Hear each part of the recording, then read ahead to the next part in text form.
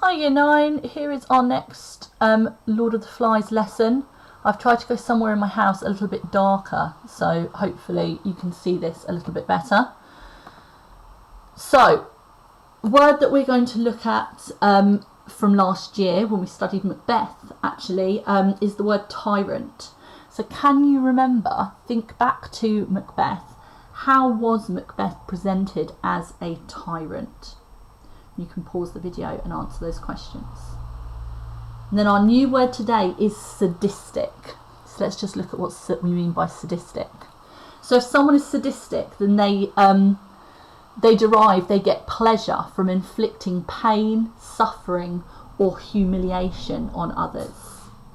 Okay, so you can write that definition down. So someone who gets pleasure from inflicting pain, suffering, or humiliation on others.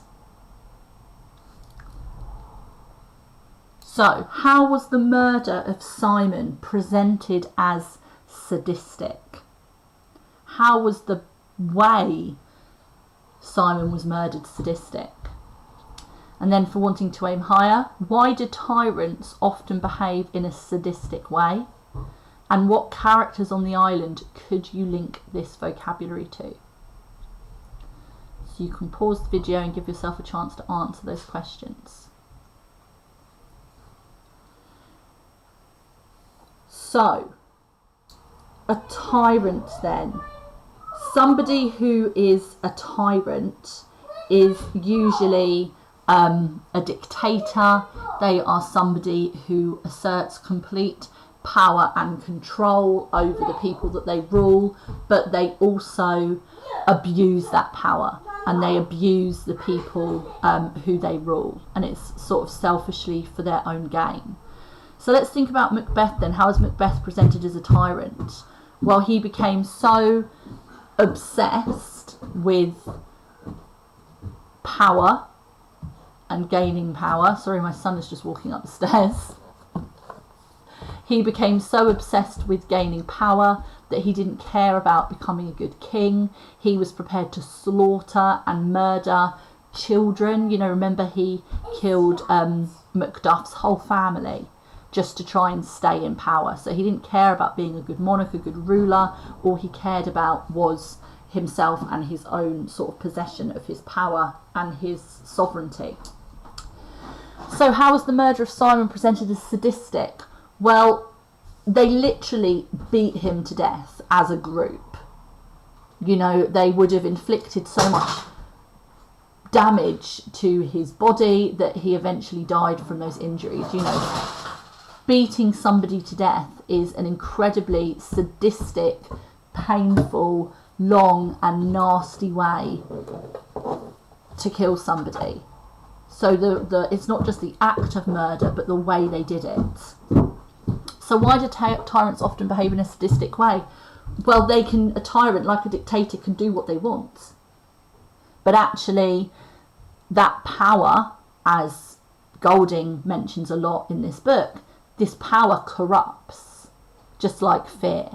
And it can lead these tyrants, these dictators, to getting more and more pleasure out of inflicting pain and misery and humiliation on others, because it makes them feel more powerful.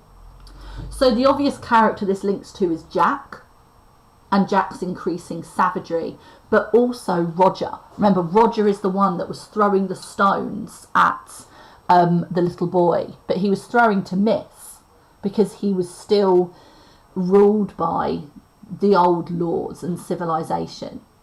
But he wanted to hit the boy. And that, you know, Roger in particular is an increasingly sadistic character. So, our knowledge goal today is to explain how your impression of Ralph, Piggy, Jack and Roger develops in chapter 10. So by the end of the lesson, you'll know the key events of chapter 10 and how this develops your impression of Jack, Ralph, Piggy and also Roger's characters and how they link to the themes of the novel. So, as I mentioned yesterday, I know it's tricky that I can't give you specific page numbers because we could all well be looking at different versions. But I'd like you to read the opening of chapter 10. It's when Ralph and Piggy and then later Sam and Eric are basically trying to say to each other that they all left. They left the party before Simon's murder happened. So read and stop down to "we left early." And as always, there's the link and the timings of the YouTube video. Then I'd like you to answer these questions. How do Ralph and Piggy react to Simon's murder? What does this reveal about their characters and how they still symbolise civilization? So how does their reaction reveal that they still symbolise civilization? And why is it interesting that Golding included them as part of the group that killed Simon? So why bother to include Piggy, Ralph, Sam and Eric in this group? Because they were still part of it. What message could he be sending the reader? You know, why is it powerful that, you know, Ralph and Piggy and Sam and Eric aren't these perfect characters? What's he revealing about humanity? Okay? So again, pause the video, read that section and answer those questions.